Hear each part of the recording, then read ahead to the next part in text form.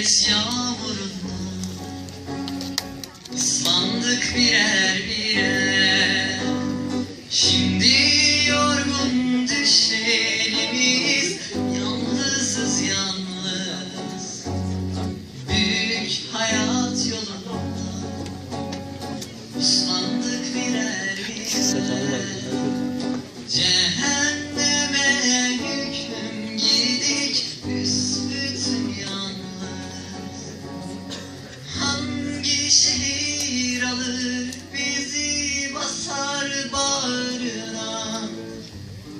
Hangi yalan avutabilir yüreklerimizi?